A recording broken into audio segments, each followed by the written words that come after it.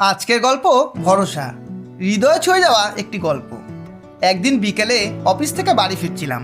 পথে একটি সবজির ঠেলা দেখে ভাবলাম বাড়ির জন্য কিছু সবজি কিনে নেওয়া যাক। সবজি কেনার জন্য তখন সবজির ঠেলার সামনে গিয়ে দেখতে পেলাম ঠেলায় সবজি তো ছিল, কিন্তু কোনো বিক্রেতা ছিল না। দোকানের আশেপাশে খোঁজাখুঁজি করার পর যখন কাউকে খুঁজে পেলাম না, তখন চলেই যাচ্ছিলাম। তখনই আমার চোখ সেই বোর্ডের উপর পড়ে, যেটা সেই সবজিওয়ালা তার ঠেলার উপর লাগিয়ে রেখেছিল।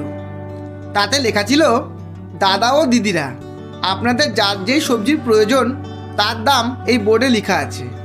আপনারা আপনাদের পছন্দ মতো সবজি নিন, আর যার যতটা সবজির প্রয়োজন নিজেরাই মেপে নিন, আর তার মূল্য পাশে রাখা ক্যাশ বাক্সে রেখে দিন।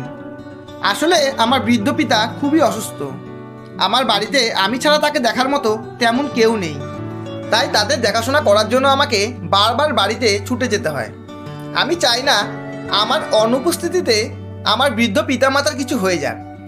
এজন্যই আপনারা আসুন, সবজি নিন, আর পয়সা দিয়ে যান বা না দেন তাও কোনো ব্যাপার নয়। পয়সা না থাকলে অন্য কোনো সময় দিয়ে দেবেন। সবজিওয়ালার লেখা সেই কথাগুলি পড়ার পর তখন আমি খুবই আশ্চর্য হয়ে গিয়েছিলাম, এই ভেবে যে আজকের দিনেও কেউ কারোর উপর এতটা ভরসা কিভাবে করতে পারে। তারপর আমি সেখান থেকে কিছু সবজি নিলাম, আর যখন ক্যাশ বাক্সে টাকা রাখতে যাচ্ছিলাম তো দেখতে পেলাম, হ্যাঁ, সত্যি তো লোকেরা সবজি নিয়ে সেই ক্যাশ বাক্সে হিসেব করে ঠিকঠাক মতো পয়সা রেখে যাচ্ছেন। তখন আমিও আমার পয়সা সেখানে রেখে সেখান থেকে চলে যাই। এর কিছুদিন পর একদিন আমার অফিসে একটু লেট হয়ে যাওয়ায় সেদিন আমি সন্ধ্যের দিকে বাড়ি ফিরছিলাম। তখন আমি সেই সবজিওয়ালাকে রাস্তায় দেখতে পেলাম, সেই সবজির ঠেলা নিয়ে বাড়ি ফিরছিল। তখন আমি আমার গাড়িটি রাস্তার একপাশে দাঁড় করিয়ে সেই সবজিওয়ালার কাছে গিয়ে তাকে জিজ্ঞাসা করলাম, তুমি তোমার সবজির ঠেলা এতটা ভরসার সাথে লাগিয়ে দোকান ছেড়ে চলে যাও, কখনো তোমার চিন্তা হয় না যে কেউ যদি পয়সা না দিয়ে চলে যায়? তখন সবজিওয়ালা বলল, না সাহেব, আমার মা বাবা ভগবানের উপর খুব ভরসা করে, আর আমি আমার মা বাবার উপর বিশ্বাস করি।